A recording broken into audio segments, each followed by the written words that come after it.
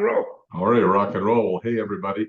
Welcome to Steve Couper's podcast for real estate investors. In each episode, we connect with seasoned investors, industry subject matter experts, and folks that are eager to share their experiences and tips for success in real estate. So today, I am super excited because for Steve Couper's podcast number one, I have the profound pleasure of speaking with a kidnapping survivor, a former television host, a keynote speaker with over 20 years of experience as an entrepreneur. He's a brand developer, a business expert. He's known for bringing his life experiences to speaking, and he shares his passion through lectures, through workshops, books, TV shows, and coaching. But most importantly, at least from where I'm sitting, he's the CEO and president of Wealth Genius, North America's top real estate investing platform. This is a platform through which he devotes himself to helping people like you and me achieve financial freedom and build wealth through real estate. So without further ado, welcome Alfonso Cuadra, the Godfather of real estate. Woo! All right. Like that. Maybe you can travel with me. Just do that intro everywhere. Pardon me? I said maybe you'll travel with me. Just do that intro everywhere for me. There we go. There we go. That was great. That was great. Good job. Oh man, love to be here. Thank you. All righty. Well, you know what? I mean, this is my first podcast, so I really wanted to start at the top and make sure that we understand where we're going. So here we are. So, did I get anything wrong there? No, that was great. That was great. Yeah. Well, you know, I think you probably went to some bio somewhere and extracted some info. Yeah. So we're actually going on 29 years in business, right? 29. Yeah. So it's a 20 plus. I'm sure at some point somewhere online it made sense 20 plus, but now we're almost, you know, you could pretty much say 30 years in business. And, you know, I've built several multi-million-dollar companies along the way. Some were started to sell. And I've been in real estate for over 25 years. And we built a massive portfolio across Canada and the US. And, you know, one of my passions is to teach people to do that exactly. How to build a portfolio, how to build generational wealth, how to do it for the long term. Too cool.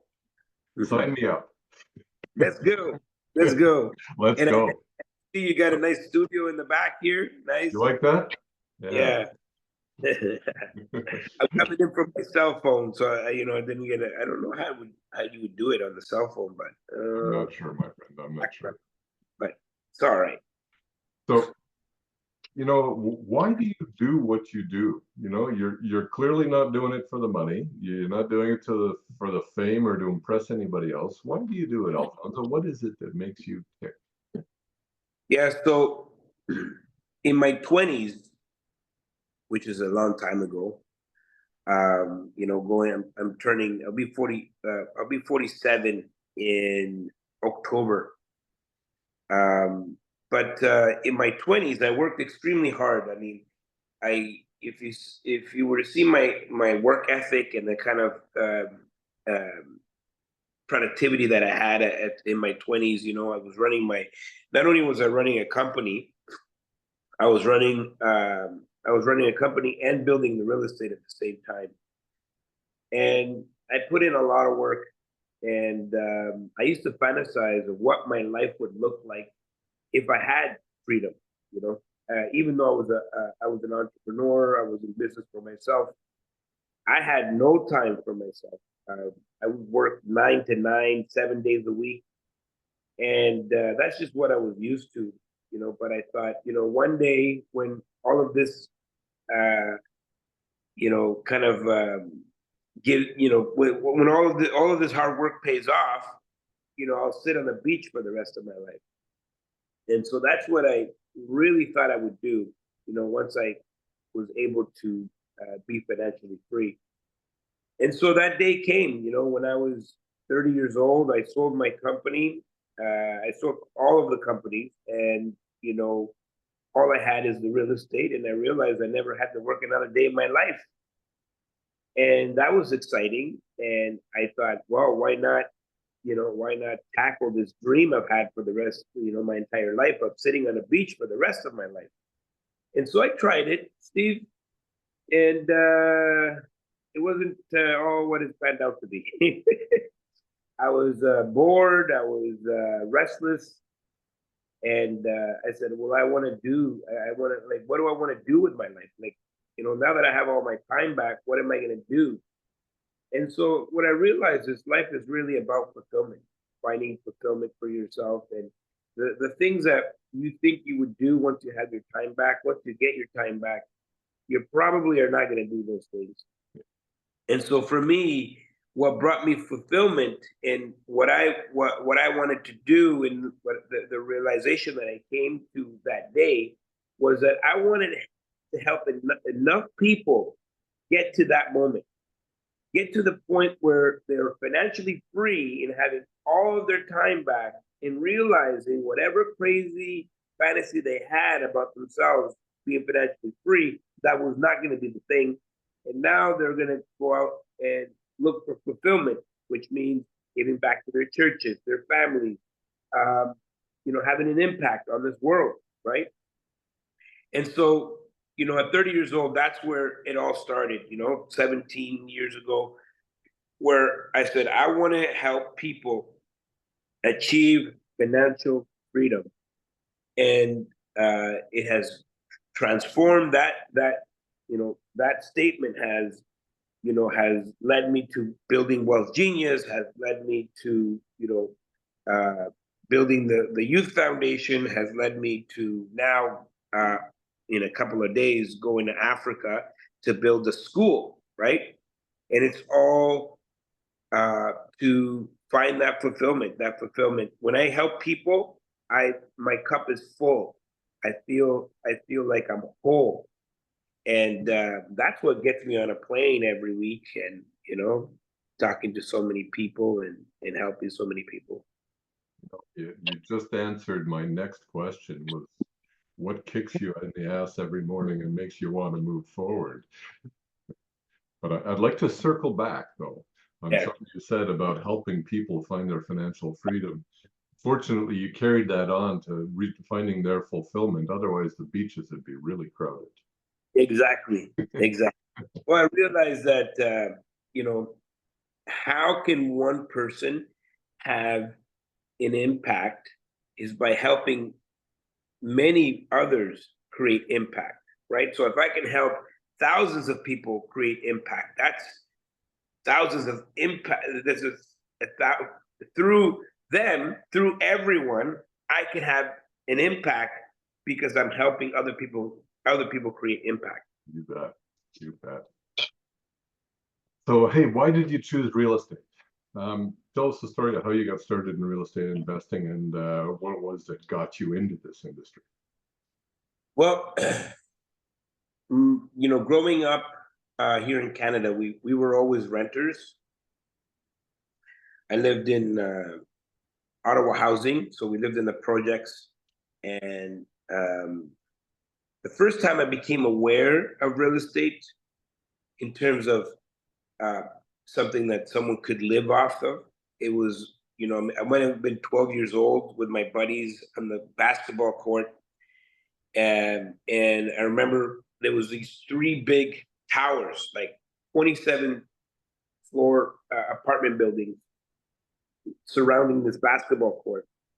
And I remember telling my friends, I'm like, guys, can you believe that there's someone that collects rent from all of these people? I was just so fascinated by it. I'm like, how can one person own this entire building and someone's like everyone's rent, you know, we must have been over 200 units goes to this one person. To me, it was like, it was like, it was so fascinating and I was so excited.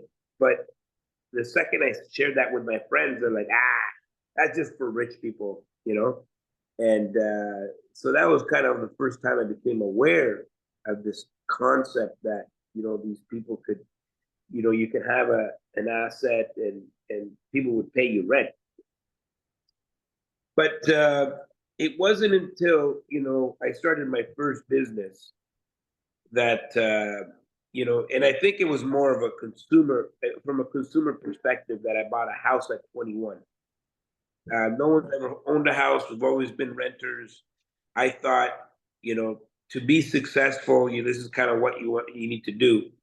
So at 21, I bought a house while I had my business, this brand new house or whatnot, 21 years old, and in a really good neighborhood. And I thought, wow, like I made it, right? Little did I know that house would be my saving grace, because at 21 years old, when I bought the house, I was doing really well. Like I had a company that was across Canada, um, generating millions and millions of dollars. I was 21 years old.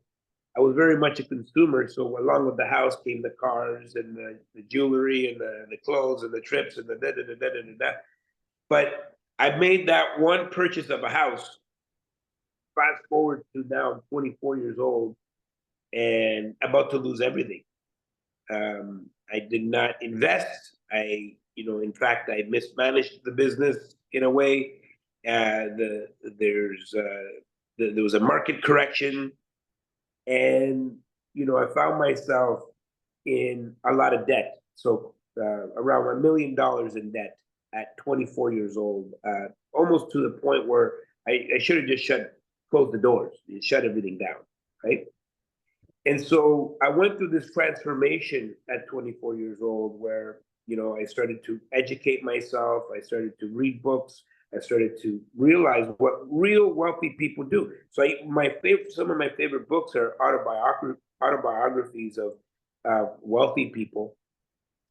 And I realized that, number one, the wealthiest people in the world are not consumers; they're investors. And I was very much a consumer. I was very much worried about the Prada glasses and the Gucci belt. You never see Warren Buffett wearing a Gucci belt, right? Like, wealthy people don't have to do this. And so that was, I started to realize that I needed to shift over to being an investor versus being a consumer. Second is that the wealthiest people in the world have multiple streams of income. Even though I was successful in the business, it was just one stream. When you enter a world of competition and new ways of delivering, China, the internet, all these other things in the industry that were going to take food off my plate, I was very vulnerable because I only had that one stream of income. And so I remember thinking, I need a secondary stream of income. And so the last thing I realized is that the wealthiest people in the world own real estate. And they own and leverage real estate for tax purposes and in order to preserve their wealth. And so I thought, that is going to be my second stream. I wanted to create a stream that was indestructible. I already realized that I was so vulnerable with my business because, the second that one stream dries up, I have nothing left. And so I needed to create a secondary stream while I was still working on my business that was indestructible. Now, what I realized by reading all these books, I realized that no one was talking about the ones and twosies. Every other wealthy person had real significant commercial real estate, whether it's commercial residential or commercial retail type of real estate. And so I thought, this is exactly what I want to do. I want to leverage numbers. And what I did was, at 24, I went back and rebuilt my company to the point, like I just described to you. At 30, I sold it. So I was eventually got out of debt and rebuilt the company to the point that I sold it at 30 years old. So I went back to work 9 to 9, 7 days a week, exactly how I started. But then 9:01 to 1 in the morning, I was working on my wealth. I was working on my future. I was working on my empire, and I was going to use real estate to do it. And so that's when I started at 24 years old. When everything had lost money, I had to sell everything, and I had to sell all these things.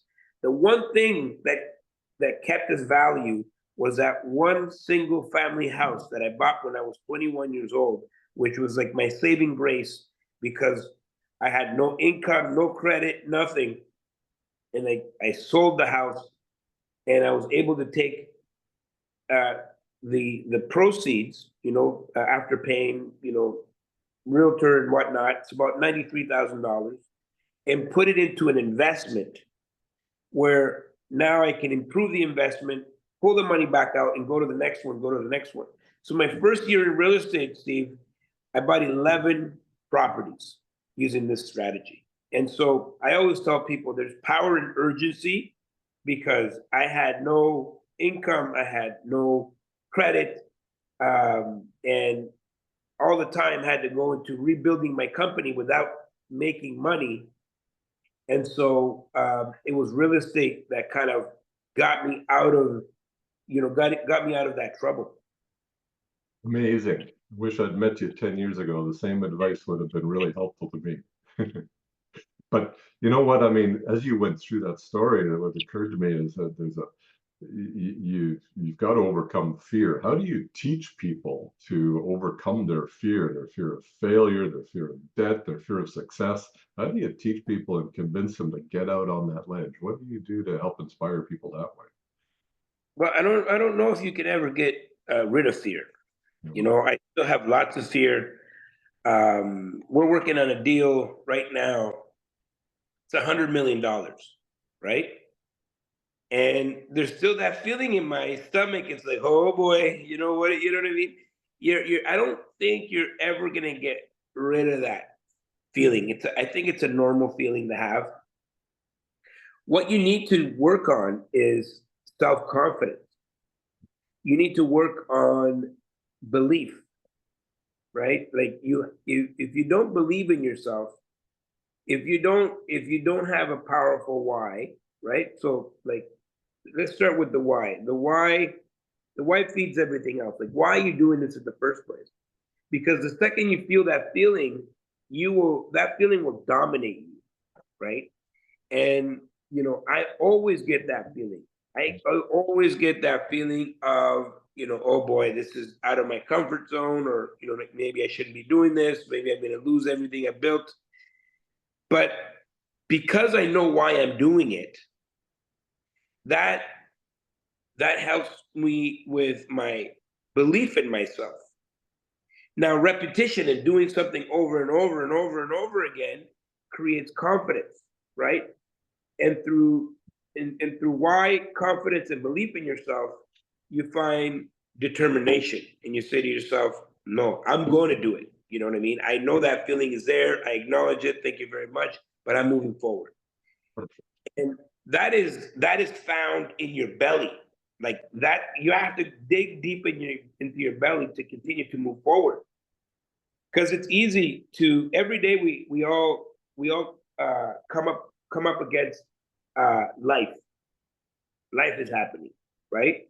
Um, you could be wanting to do this, but your cousin calls you, come for a barbecue, and this and that, and you know what? You're gonna get distracted, or you're gonna find obstacles, or you're gonna let these obstacles become bigger than they are if you are not determined, and if you don't make a deal with yourself that says, okay, we're gonna have these feelings, there's gonna be these distractions, but I'm gonna move forward no matter what. I'm gonna just keep plugging forward no matter what. And how do you know? Well, until you get there, that's how you know. And so the fears for people, I think they're normal. I think it's to have fear is normal. What people don't do, and what stops the majority of people, is that they don't have a strong enough why, they don't have belief, and they don't take a leap of faith aside from the fear.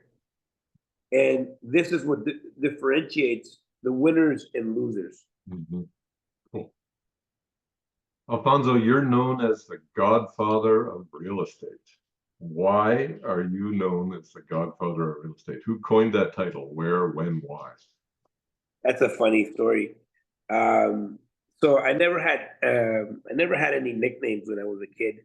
People tried it. They said, oh, Al. They wanted to call me Al in school. I said, no, no, no, no, Alfonso. That's it. That's my name.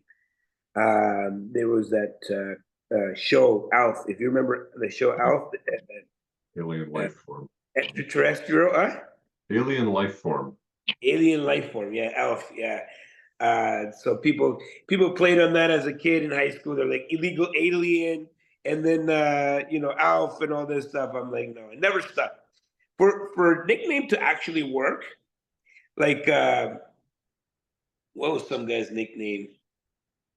It was some guy's name is like shithead or something. I can't remember what the name was, but I'm like, you have to have owned that. You know what I mean? Like if someone, no one gives you a nickname that you don't own, right? And if you start acknowledging the name, like you start carrying it, then or if you don't do it, then it dies. So people have tried to give me a whole bunch of nicknames. Fonzie has been some of them. The Fonz, right? Um, so all of these things never stuck. Nothing ever stuck. I've never had a nickname, and I was being referred to as the ultimate entrepreneur at one point, like a long time ago. So I was on someone's podcast one time, and they're asking me questions, and they're like, "Oh, I think my friend learned real estate from you." Oh, I think my other friend learned real estate from you. And so as this podcast was going on, this lady was like, she's realizing that all of her friends that she knew or the people she learned real estate from actually learned real estate from me. And she's like, it's almost like you're like the godfather of real estate. And so that was the first time that I heard it. And it just means I was around. I've been around for a while, like all the people that you see teaching today are people that have come through my programs and have taught, which means I'm like almost the grandfather of real estate, maybe not the godfather of real estate. But someone did a meme somewhere, and they did this little meme of me and the godfather, and they put it in really nice, and then they started to share it everywhere, and people are like, "Oh, the Godfather real estate." They're sharing that, or they're commenting, and all these things. So I thought, you know what? I've never had a nickname before, and there's so many kings of things. There's so many queens of things, and I thought that I like that. It's interesting and unique enough, and I think I can own that. And I leaned into it, and so that's where that came from. The Godfather of real estate. Real estate. Too cool. Tell me something. What is your preferred investment strategy? There's a lot of different approaches to real estate.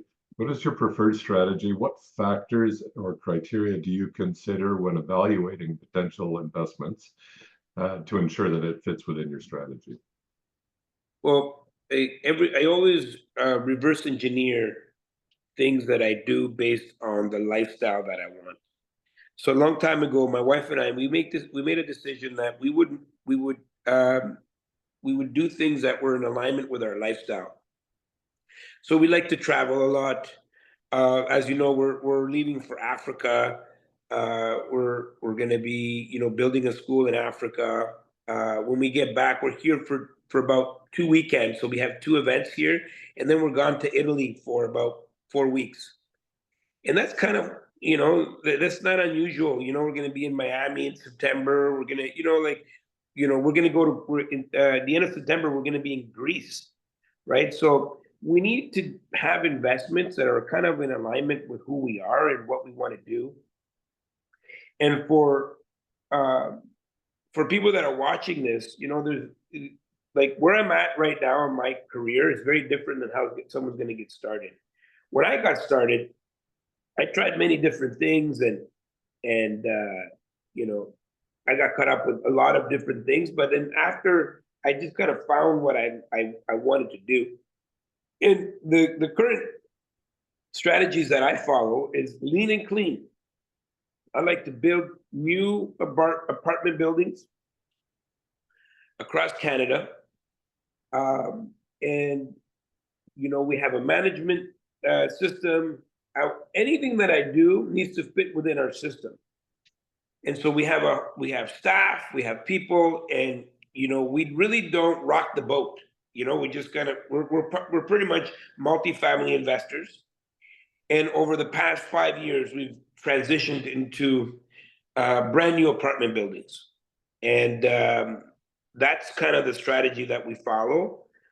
Why do we follow this strategy? Well, we're no longer looking for cash flow, right? We don't need intensive cash flow. We don't need to create these value adds. A lot of people, they love the value add, and we loved it too. We did that for a very long time, and I would definitely encourage anyone to start their value adds.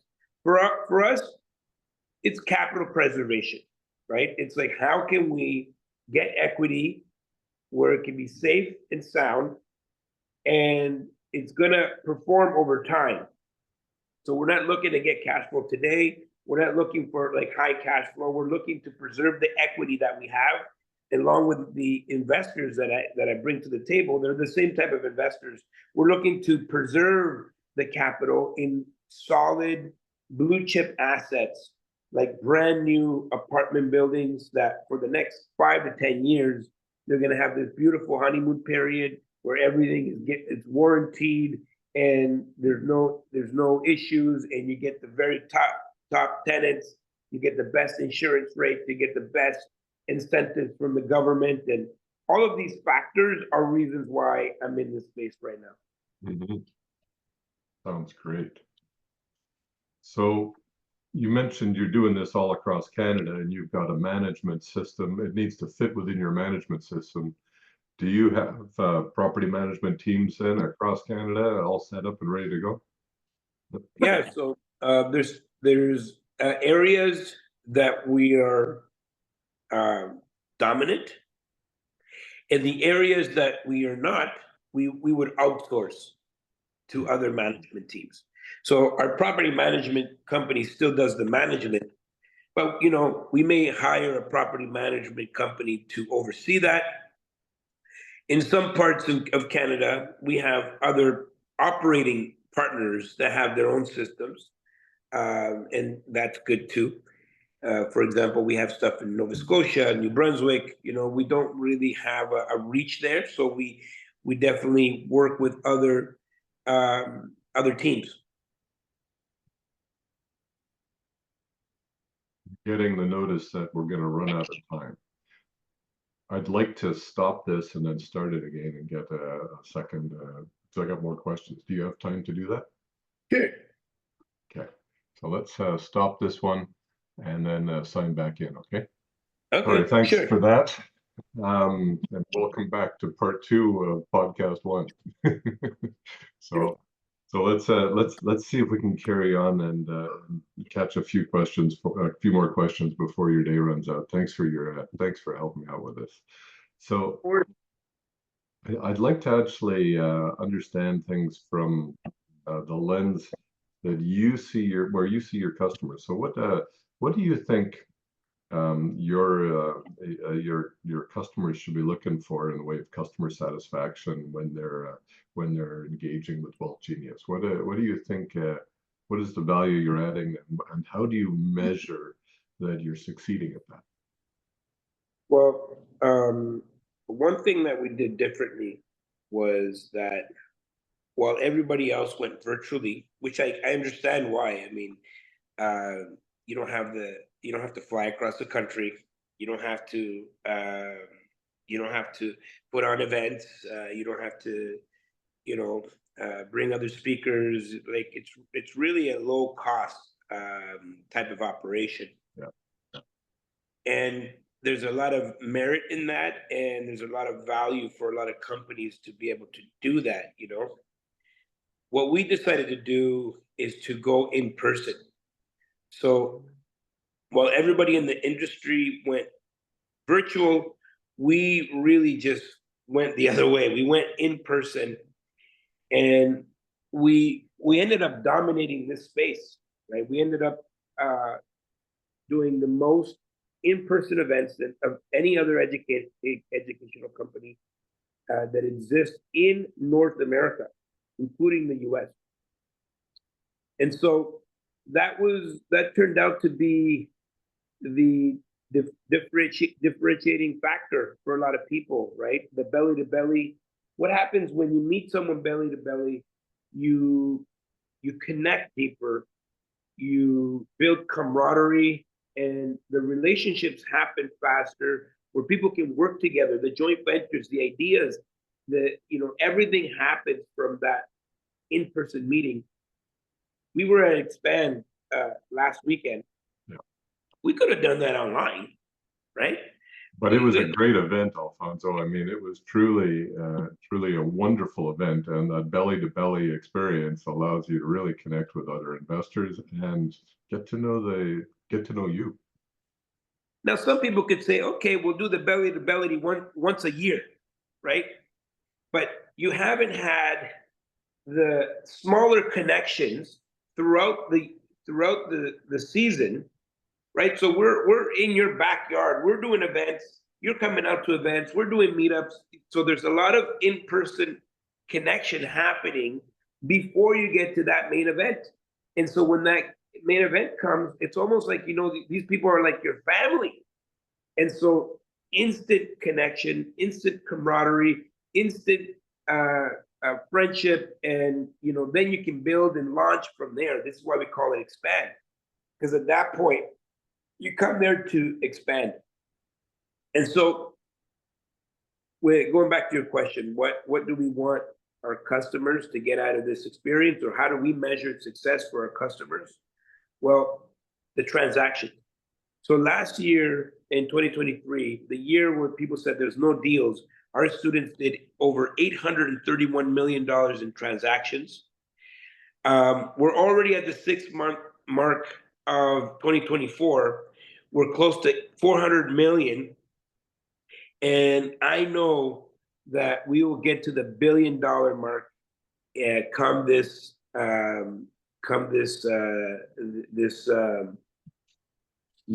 Expand in December. And that tells me that people are working together, that the system is working. And so we're obsessed. We're obsessed with bringing value to our members. How can we bring more and more and more and more value? How can we do more events? How can we create more opportunities for people to connect with one another? And so what do I want them to do? I want them to take action. I want them to work with the community. We've brought together like-minded people that have self-selected. So everyone in that room has invested in themselves to be in that room, which creates a very different dynamic. These are not tire kickers. These are people that have moved forward and taken some level of action. When you put all those people in the room, the results are magical. And that's kind of what we think about. We work backwards from the results that we're looking for. And what are we looking for? Is we're looking for our students to take action. This is a very action-driven community. This is a very action-oriented community. This is not the place where you're going to come and get a whole bunch of education. You will get education, but you're also going to take action. And that is how we measure success. Nice. Next question is about mindset. So mindset plays such a key role in real estate for real estate investors. What key experiences or influences have shaped your mindset as a real estate investor, and how do you cultivate positive mindset within your team and all your members? What do you encourage? Well, one thing is this self-selection process, right? Where someone needs to be a member of Wealth Genius. And it's not everyone's cup of tea. It's not for everyone. And it takes a certain type of person to make that level of investment in themselves. And so that's called self-selection. They've self-selected themselves to be here. And so what happens is, we're on the front lines of vetting some of these people. To be honest with you, a good 20% of the people that are willing to move forward, we tell them it's just not for you. And we do that because there's certain energies that we don't want in the community. We're always protecting the validity of our community. And one bad apple, one negative Nancy that comes in here and infiltrates could spoil the whole thing. And so not only are we vetting people on the front lines, but once people come in here, if people are here with just maybe a wrong level of expectation or impacting other people's experience, we just have to ask people to leave. And we've done that in the past because this is the value, that community, to continue to cultivate this community. This is what matters to us. This is what ultimately is what we're protecting, this validity of this community. And so we want people to engage. We want people to connect. We want people to feel safe. We don't want people to come in here and borrow money or not do things ethically. We can't police everything, but we will do our best, right? If there's people that are not doing what they're supposed to be doing, or they're doing things to hurt or harm other people, we have to step in. And so this is, especially like for me, it's the most important part of what we do, is making sure that we protect the validity of this community. So anybody could come in here and feel safe and know that they're working with other brothers and sisters. And if everyone has the same mindset, as you know, like attracts like, then it's easy to move forward, right? I did a talk at Expand, and the idea came from the movie Finding Nemo, where they get all caught in this net, and at the very beginning, the fish are they're swimming all over the place, right? And then someone comes along and says, "Hey, swim downward," right? Swim downward. So that means everyone now is focused on the same goal, right? And so everyone's swimming downward, which means that they became so powerful that they broke the net. And that's the vision that we have, right? If we're all like-minded, if we're all doing things together, that means that we can create impact together. I didn't want to create a community of people only building wealth together. I think that's a part of it. But once we have the wealth, what are we going to do? Well, we should now create an impact, because together we can have a real powerful impact on this world. Which now that we have an outlet for that, to me is incredible. It's like a dream come true that we're going to be building this school. I leave for Africa, Sierra Leone, in like 2 days. I'm gone to Africa, and we're building a school because of this community, because we're all kind of focused on the same energy, right? And some people gave $50, some people give $100, some people give $2,000. It really doesn't matter, because we're all contributing to this. And imagine the impact that we can have. We're about 1,200 members right now. And I can't even imagine the things that we could do when we're at 5,000 members or 10,000 members, right? How many schools can we build? How much education can we provide in the world? What kind of things can we do together? Those are the things that I'm obsessed about. Awesome. What advice do you have for someone just starting out, someone who wants to become a real estate investor? What do you tell that person? Well, if you're starting out, you have to get educated, right? So you need to get education. You need to get, if you want to fast track and you want to compress time, you need education, you need mentorship, you need coaching, you need a community. It doesn't have to be us. Doesn't have to be Well Genius, but go and find go and find the community that resonates with you, the folks that resonate with you, because that's how you compress time. I mean, you could try to figure this out in the next 20 years. Maybe you'll get somewhere by tapping into other people's resources, other people's knowledge, other people's money, other people's credit. You're going to move a lot faster than trying to do it all on your own. Out there. No doubt there.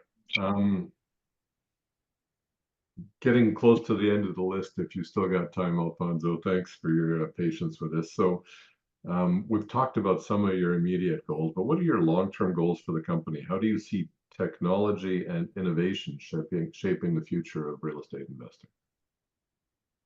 Well, one thing I love about real estate is that, especially the kind of real estate that I participate in, which is multifamily,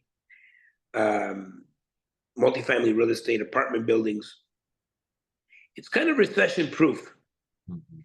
It's kind of AI proof. You know, people will always have to live somewhere. I don't care what kind of AI you got. People will always have to live somewhere. It's been proven throughout thousands and thousands of years. Real estate has been the one asset class that has always outperformed everything else. And so I don't see the idea of someone living somewhere changing. What I see is, maybe the experience is going to be a lot different, where you have smaller units, more contained, and they have, maybe you have a smart building where you have a lot of common areas. AI comes into place, and like I see how technology can enhance someone's experience, living experience. I see how AI can help you manage a building. I mean, the questions and the monitoring of people and response times to people. I think I see how AI could help you with that, or how to find buildings or how to find investors. So there's a place for technology, and I think we should explore some of those things to make things more efficient, so you can spend more time traveling and doing the things that you want. And so one last question for you, my friend. Just last one. Tell me why you love real estate investing. Plain and simple, I love real estate investing because it gives me the lifestyle that I am living right now, where I could be in a position of service to people. I don't have to worry about am I going to pay my bills? It's one thing about helping yourself to help others. I didn't understand that concept before. A long time ago, someone said to me, when you're in an airplane and the mask come down, help, put it on yourself first before you help someone else, before you help your kids. I'm like, I couldn't understand that concept. My kids, I'm going to help my kids first, right? And I realized that I can't help anybody unless I'm in a position where I have the time that I can help as many people as possible. And so that's what I love about real estate. Has given me the freedom and the ability to be in service to other people, to live a fulfilled life. Real estate itself does not bring me fulfillment. These are just buildings. What brings me fulfillment is people, helping people, showing people how to do this so they can create freedoms and they can now be in a position of service. Now we have 1,200 members across Canada and the US in Wealth Genius, and all of these people taking action and realizing, their freedoms and what they can do and what kind of service they can have, what kind of impact they can have. Those are the things that really wake me up in the morning. Real estate alone doesn't do it. it's what real estate can do and the freedom that it has allowed me to be in service to others. That's what I love about real estate. Amazing. Totally amazing. Thank you, Alfonso. I really appreciate you sharing your story, your insights, and all of the magic that comes with it. If people want to reach you, how do they go about doing so? Hey, Google. You can Google me. I would just say go to YouTube and type in Alfonso Cuadra. Subscribe to my channel. I have about 1,400 videos on YouTube. And subscribe to my channel. And if you like anything, if anything I say there resonates with you, reach out. That's great. Jazz hands, everybody. Woo! Alfonso Cuadra is in the house. Thank you, my friend. You. Appreciate it. Congratulations on your podcast. Thank you so much. You have a great day, my friend, and let's book our call. Let's do it. We'll see you at the top. See you at the top, sir. Cheers.